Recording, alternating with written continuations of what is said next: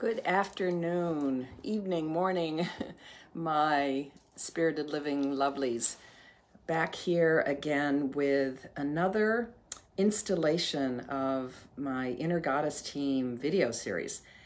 And you can click when you go to, it's usually posted. I do this on Instagram and Facebook, posted on my YouTube channel by Thursday night at some point. And there, if you want to find out more about why I do this, why I'm so passionate about bringing back and evoking the divine feminine and all those powerful qualities into the world, you can click on the eye. There's a little tiny eye on the YouTube video, and that will talk to you about who the divine feminine is and what that means.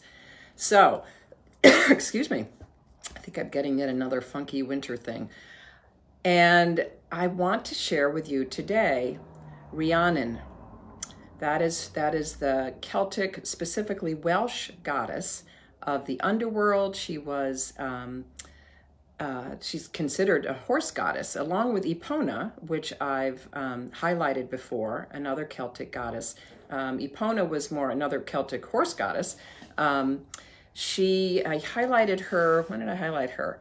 Back in October of 2023. I'll put the link to that in my YouTube description too. But Rhiannon was more for the Welsh and the British Isles, apparently, from what I've learned. And Epona was more on the continent, the Gallic, the Gauls, France, and around there in that Celtic tradition. So I chose Rhiannon because I've been pronouncing her name wrong all along. It's everywhere that I found. And please, any of you Celts out there or Welsh folk, you know I'm always open for correction. Rhiannon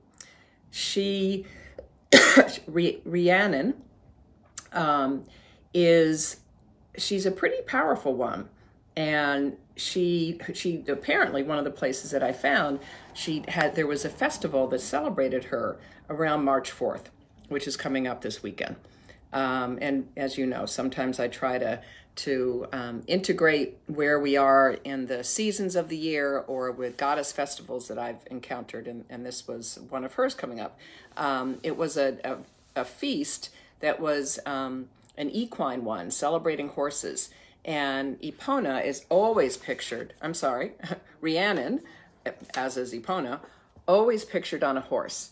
And again, I love picking them more because there are plenty of images of her, but so many of them, here I go again, this is my beef, are very sexualized. You know, some of them she's naked. There's never anything that says that she runs around naked, but certainly a beautiful thing. But I just thought this was a beautiful classic picture of her. Many of the ones, and in fact, she is often depicted and described as having long flowing hair and having this rebellious spirit. And so she is riding a horse. She's holding a bird. And so she's connected very often with birds as well, and other ponies, horses, mules. And the bird connection, let's see, I'm trying to remember that one was that I'll find it.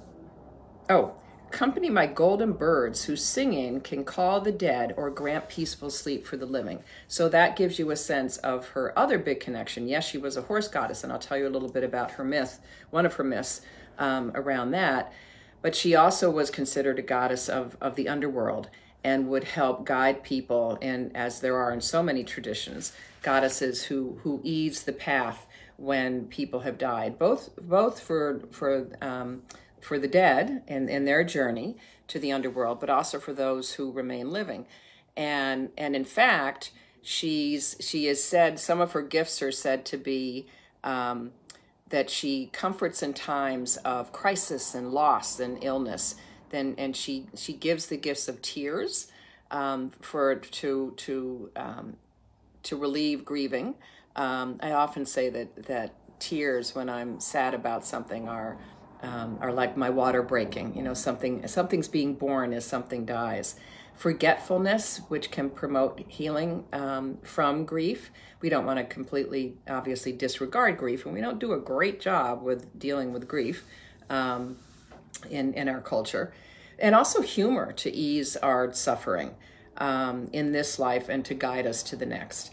So she has lots of associations. She's also a goddess of change and movement and magic.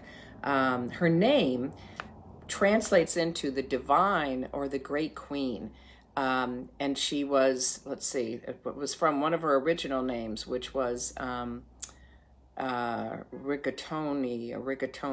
something like that. I don't know what happened to that, but so she, because of her connection to the underworld, she's considered one of those powerful ones. And in fact was, rigatona, sorry, I just found that.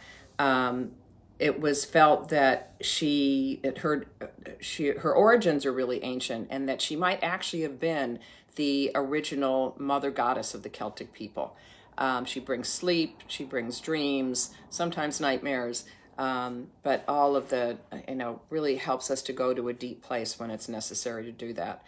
Now, her classic myth, her probably most well-known myth, and I've actually talked about her around the winter solstice as one of the goddesses who gives birth to sons.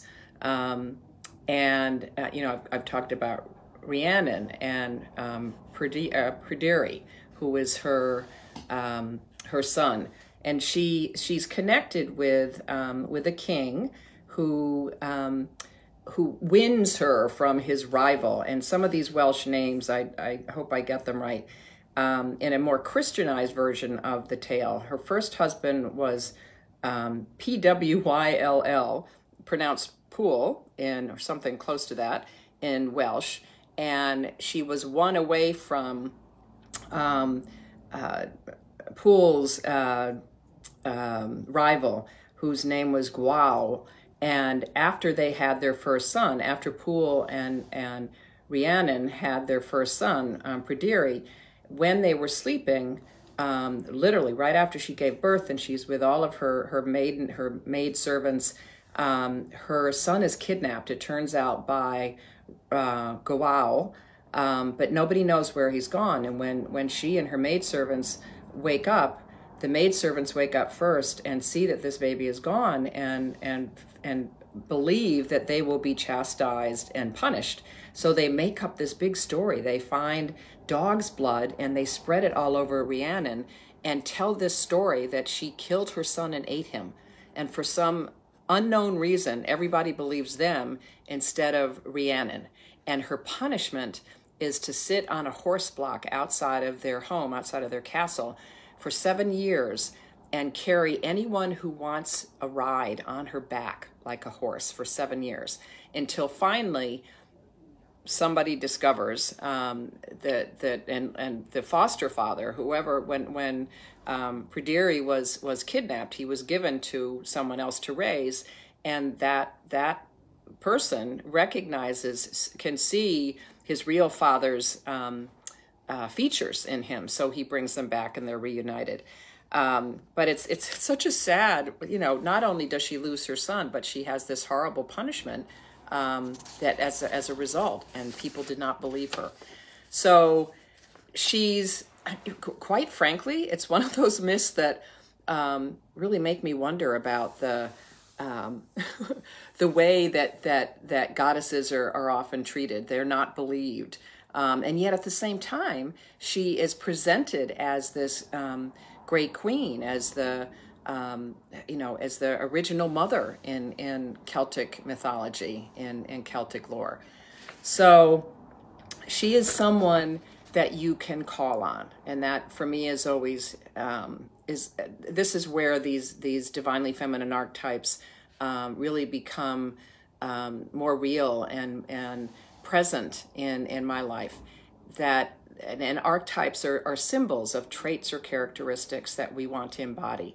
So she, in her form of this loving mother, she is someone that you would call on when you are grieving, when you have had a loss, when you need to tap into some humor or can't cry because of some sort of loss. And it doesn't have to be just someone dying, even though she is the, you know, the goddess of the underworld. It can be any kind of loss. Hello, Katie. So there's just this rich mythology around her. And then, of course, she has this connection to animals, to horses, which were considered sacred in many cultures, and that that the horse could actually lead you. What they called a psychopomp could actually travel between the world of the living and the world of the dead. A faithful guide, and one of the things that I found talked about, a faithful guide to read the afterlife. She's also presented as a moon goddess. And one of the images, the one that I showed you, you don't really see the moon in that. But in several of the images, she's got a big full moon behind her, which is kind of fun because the full moon was just 2 days ago. Full moon in Virgo, sun in Pisces. So I'm going to read for you, whether you're Celtic or not, or Welsh or not, what she embodies and who she embodies, the characteristics, the qualities, the gifts that she can present to us, I think can be a comfort. So I'm going to read for you. Sometimes I sing, a lot of times, because you know I love to chant. But this is a beautiful poem, and I'll include the link for this poem on the YouTube description too. So you can just close your eyes and kind of take it in. May I fly like the lark, Rhiannon, soaring into the morning. Oh, Rhiannon, with a voice and a wing, I will call in the spring. May I fly like the lark, Rhiannon. May I run like the racehorse, oh, Rhiannon, swift and sleek toward my goals, oh, Rhiannon. I'll be fire on the track with the wind at my back. May I run like the racehorse, oh, Rhiannon. May I swoop like the hawk, oh, Rhiannon. Sharp and keen to my target, oh, Rhiannon. My eyes will see all, I will dive, but not fall. May I swoop like the hawk, Rhiannon. May I plod like the cart horse, oh, Rhiannon, bearing under my burdens, oh, Rhiannon. Bear the loves of my heart under wagon or cart. May I plod like the cart horse, oh, Rhiannon. May I hide like the pheasant, oh, Rhiannon, in hedgegrove or ditch, oh, Rhiannon, blending skillful and shy from my enemy's eye. May I hide like the pheasant, oh, Rhiannon. May I climb like the trail horse, oh, Rhiannon, up the steepest of mountains, oh, Rhiannon. Sure-footed and slow, steady on I go. May I climb like the trail horse, oh, Rhiannon. Isn't that lovely? Bunch of different horses, bunch of different birds to take wing with that energy. So enjoy, explore her a little bit on your own, particularly if you're in need of comfort or magic or movement in your life right now. And let me know what you think. Correct my pronunciation. Like this on the YouTube channel or on Insta or Facebook, and send people to discover more about the divinely feminine wisdom in these Inner Goddess Team videos. Thanks so much for being here, and I think I'm seeing you next week, if not soon after. Bye for now.